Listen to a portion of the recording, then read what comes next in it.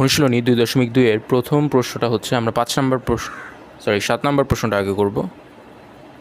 7 নম্বর প্রশ্নে বলা আছে যে বার্ষিক 10% মুনাফায় 8,000 টাকার 3 বছরের চক্রবৃদ্ধি মূলধন কত সেটা আমাদেরকে নির্ণয় করতে হবে। তাহলে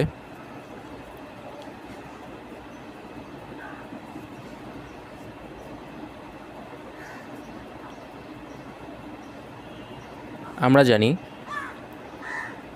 চক্রবৃদ্ধি মূলধনের সূত্রটা কি, C =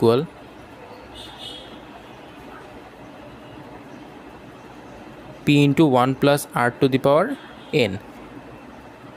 এখন দেওয়া আছে কি প্রশ্নে সেটা আগে আমাদেরকে দেখতে হবে। প্রশ্নে দেওয়া হচ্ছে বার্ষিক 10% মুনাফায় 8,000 টাকার।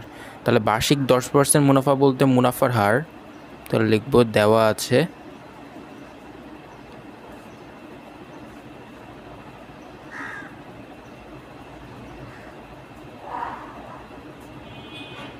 মুনাফার হার R =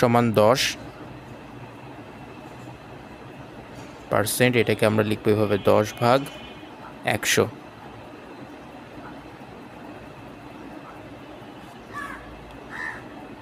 সময় n হচ্ছে দেওয়া আছে 3 বছর, তাহলে n3। তারপর আসল দেওয়া কত, মুনাফায় 8,000 টাকার, তার মানে আসল হচ্ছে 8,000 টাকা।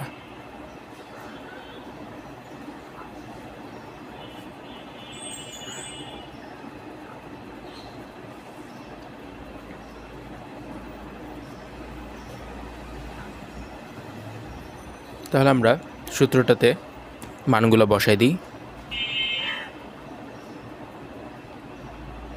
এখন C = 8,000 × 1 + 10/100 তার উপর পাওয়ার 3।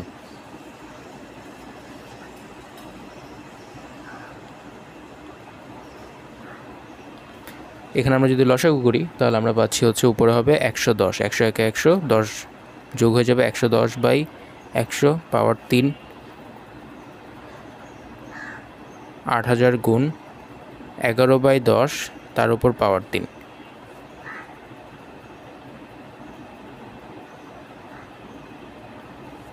এই অংশটা ক্যালকুলেটরে যদি আমরা মান নির্ণয় করি, এটা হচ্ছে 8,000 × 11/10 × 11/10 × 11/10। এবার এই 10-এর সাথে এটা একবার কেটে যাবে, এটার সাথে এটা কেটে যাবে, এটার সাথে এটা কেটে যাবে, তাহলে আলটিমেটলি আমাদের থাকতেছে 8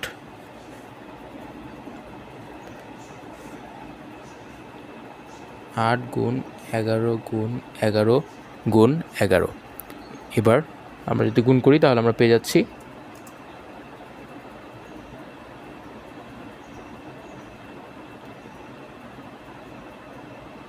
10648 টাকা। এই হচ্ছে আমাদের উত্তর।